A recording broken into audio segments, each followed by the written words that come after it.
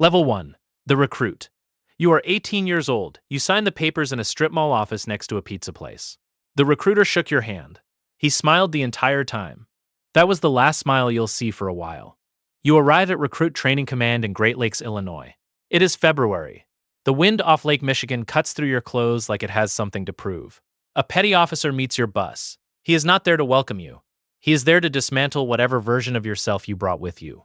You don't walk fast enough. You don't stand straight enough. You don't know anything, and everyone here will make certain you understand that. They take your clothes. They take your phone. They take your name and replace it with your last name, shouted at volume. You sleep in a rack stacked 3 high in a room full of strangers. You wake before the sun every morning for the next 8 weeks. The sun does not wait for you. Neither does the United States Navy. Level 2, the Seaman. Boot camp ends. You survived 8 weeks. You don't feel proud exactly. You feel like something that was taken apart and assembled slightly differently. You receive your rating assignment. Maybe it's operations specialist. Maybe it's machinist's mate, or gunner's mate, or hull technician. Whatever it is, you go to A school. A few weeks or a few months of technical instruction. And then your orders arrive. You don't choose your orders. A destroyer in Norfolk. A carrier out of San Diego. A submarine tender in Bremerton, Washington. You pack everything you own into a sea bag and you go. Your first ship is bigger than you imagined and smaller than you need it to be. You share a berthing compartment with 40 other people. The racks fold up into walls during the day. There's one bathroom for all of you. You learn to be invisible in a crowd. You learn to take a shower in under 3 minutes. You learn what it means to live inside a machine. Level 3, the Petty Officer 3rd Class. 2 years in, maybe 2.5. You passed your advancement exam. You scored high enough. Your evaluations were strong enough. You pinned on your crow, the eagle over chevron device of an E4, and something changed. Not the work. The work is the same. But you have sailors below you now. 1 or 2 new seamen doing what you used to do. You are not in charge of anything significant. But you are no longer at the absolute bottom. And that gap matters more than you expected. You stand watches. 4 hours on, 8 hours off, sometimes 6 and 6 depending on the ship's schedule. The rotation eats your sleep in pieces. You're never fully rested. You function at a level that would concern a civilian doctor but is entirely unremarkable here. Nobody discusses it. Tired is simply what you are. You get underway for the first time on a real deployment. 7 months. You don't see home for 7 months. You cross the Atlantic, transit the Mediterranean, pass through the Suez Canal. The ocean is enormous. You are very small inside it. Level 4. The Petty Officer 2nd Class. You had the option to get out. Some of your friends from A school got out. They went home and started jobs and relationships that made sense on a normal schedule. You stayed. You're not entirely sure why. The Navy had a logic to it that you couldn't explain to anyone who hadn't lived inside it. You made E5 after 4 years. Petty Officer 2nd Class. You run a small division of junior enlisted sailors now. You write their evaluations. Those evaluations determine whether they advance, whether they get favorable assignments, whether their careers continue or stall. Your words carry real weight over someone else's future. You learn this quickly. You also learn that you are now responsible not just for the work, but for the people performing it. When one of your sailors makes a mistake at 0200, it comes back to you. When one of them excels, you feel it differently than you expected. You start to understand what the chiefs meant when they said the job is the people. Level 5, the Petty Officer 1st Class. 7 years in, E6, 1st Class Petty Officer. The chiefs call you 1st Class like it's both a rank and a quiet reminder that you haven't arrived yet. Your division respects you. Junior officers come to you with questions they're not willing to ask their chiefs. Not because they can't, but because you speak a language closer to theirs without being one of them. You are the hinge point between the officer world and the enlisted world. You translate officer intent into something sailors can actually execute. You know which procedure in the manual works and which one was written by someone who never stood a real watch. You deploy again, 6 months out of every 18. The ship becomes your world in a way that has stopped feeling strange. You know every passageway. You know which deck plate hides the water leak. You know which chief to avoid before 0800 and which ensign will get your division into trouble if you let them run unsupervised. Level 6, the Chief Petty Officer. The chief's initiation is not something the recruiter mentions. You receive your results in a message. Your name is on the advancement list. Congratulations. Report for the CPO initiation process. What follows is 6 weeks that are unlike anything else in the American military. It is not physically brutal the way boot camp was. It is professionally and personally demanding in ways that are harder to describe. The chiefs running it are trying to answer a single question. Do you actually understand what it means to lead people? Or have you just been doing tasks? By the end, you pin on the anchor. The chief's anchor. When you put it on, something in the room shifts. Sailors look at you differently. Officers look at you differently. You carry a different kind of authority now. One that doesn't come from the rank itself, but from the 20 years of institutional knowledge every anchor represents. You feel the difference immediately. Your sailors feel it too. Level 7, the Senior Chief Petty Officer. 5 or 6 years as a chief. You made Senior Chief, E8. You are now the Senior Enlisted Advisor on a mid-sized surface ship. The commanding officer is a commander, a full O5, and he asks you things before he asks anyone else. What is morale like in the engineering department? Why are retention numbers dropping? What actually happened on Liberty and Bahrain that isn't in any official report? You know the answers because you still walk the ship. You eat in the enlisted mess sometimes.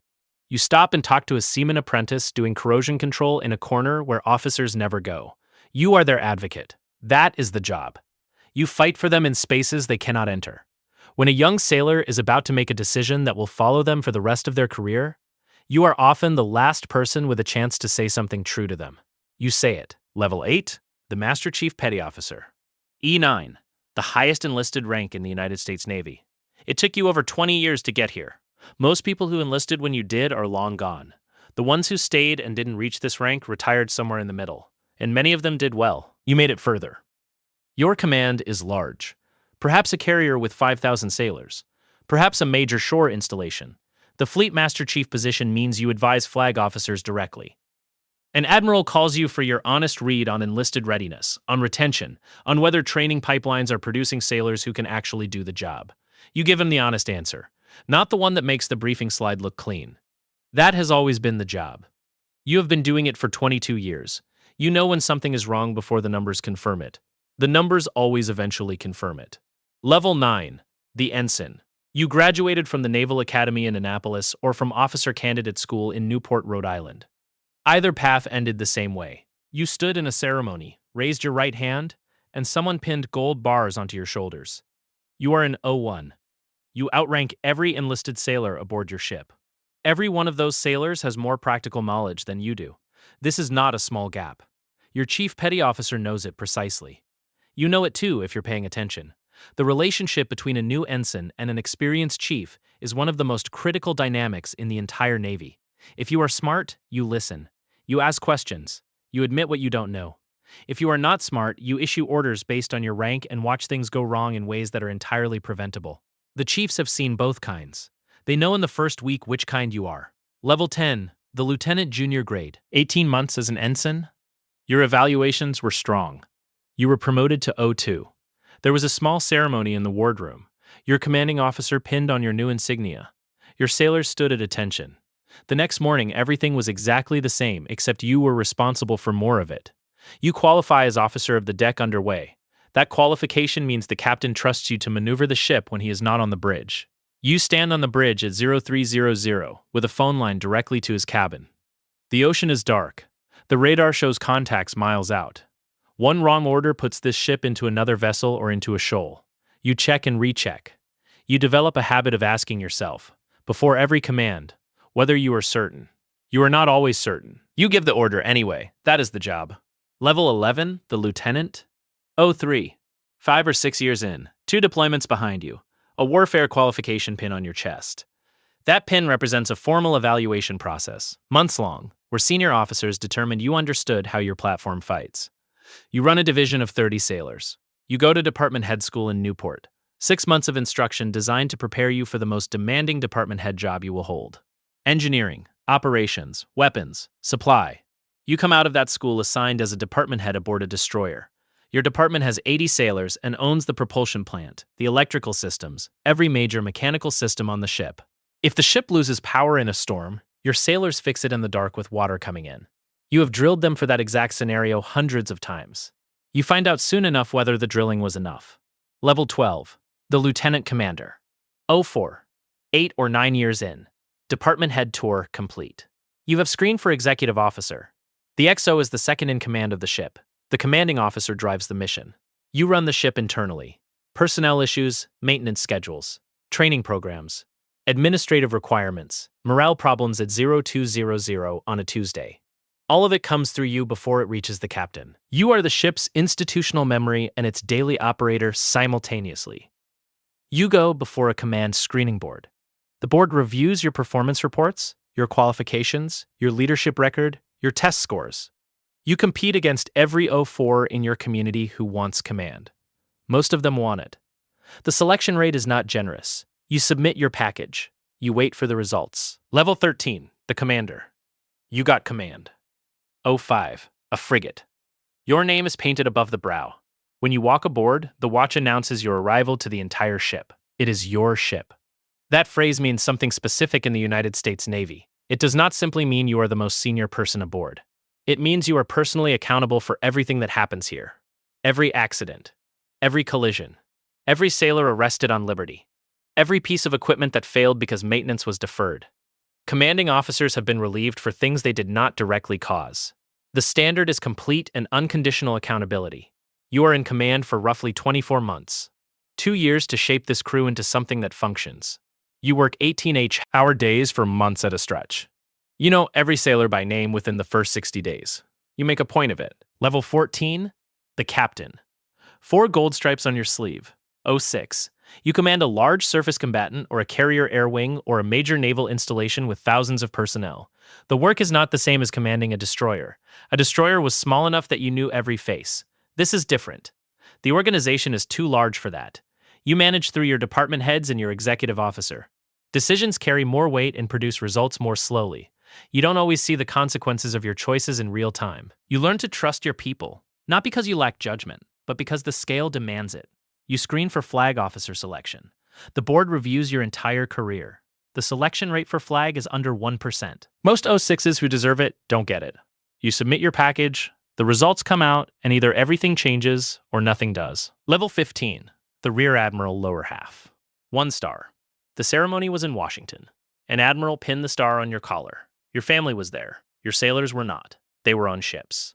You become commander of a destroyer squadron. A dozen ships. Thousands of sailors. Operational responsibility across thousands of miles of ocean. The decisions you make no longer look like the decisions you made as a ship captain. They look like questions about risk and resources and how many ships you can keep deployed without fracturing the force. You brief senior admirals. You brief civilian officials. You write operational plans. Every morning before your staff arrives, you read intelligence reporting on every region where your ships are operating. You carry a phone that does not go silent. You have not had a full night of sleep without interruption in 3 years. You have stopped noticing. Level 16, the Rear Admiral upper half. 2 stars. You run a numbered fleet or a major theater command. The 7th Fleet covers 48 million square miles of ocean across the Indo-Pacific. Your staff exceeds 100 people. Your operational authority spans carrier strike groups, submarine forces, amphibious ready groups, and allied partnerships from a dozen nations. You coordinate daily with Pacific Fleet, with Indo-Pacific Command, with the Joint Staff at the Pentagon. You attend meetings with the Office of the Secretary of Defense. You testify before Congress on force readiness. The gap between you and the sailors operating those ships is real now. You manage that gap deliberately. You visit ships when your schedule allows. You eat in the enlisted mess. You walk the decks. The single most dangerous thing that can happen to a flag officer is losing touch with what is actually happening on the deck plates. You have watched it happen to others. Level 17, the Vice Admiral. 3 stars. Deputy Chief of Naval Operations, or Commander of a numbered fleet. The Pentagon is familiar terrain now. The E-ring corridors, the briefing rooms, the constant pressure of decisions that shape the entire service. The Navy has approximately 350,000 active duty personnel. Your decisions influence training pipelines, force structure, acquisition priorities, deployment tempo. You engage the Senate Armed Services Committee. You advocate for platforms and people and budgets in rooms where the primary concern is often the next election cycle, rather than the next deployment cycle. The tension between those two worlds is permanent. You have been in the Navy for over 30 years. You have deployed more times than you care to count. You have written L sports in ports. You have been in the Navy for over 30 years. You have deployed more times than you care to count. You have written L letters to the families of sailors who did not come home. You carry that in a specific place. It does not go away. Level 18, the Admiral, 4 stars. Chief of Naval Operations, or Commander of a Geographic Combatant Command. The CNO is the highest uniformed position in the United States Navy. You advise the Secretary of the Navy, the Secretary of Defense, the President. You represent the Navy on the Joint Chiefs of Staff. You sit at the table where decisions about war and deterrence are shaped. 11 aircraft carrier strike groups, over 70 submarines, thousands of aircraft, hundreds of ships, hundreds of thousands of sailors and civilians and contractors across every time zone on Earth. The decisions made in this office determine who lives and who doesn't in a conflict you are simultaneously trying to prevent and preparing to win. You have a staff of hundreds. You are almost never physically alone. You are almost always, in some fundamental way, entirely by yourself with what you know.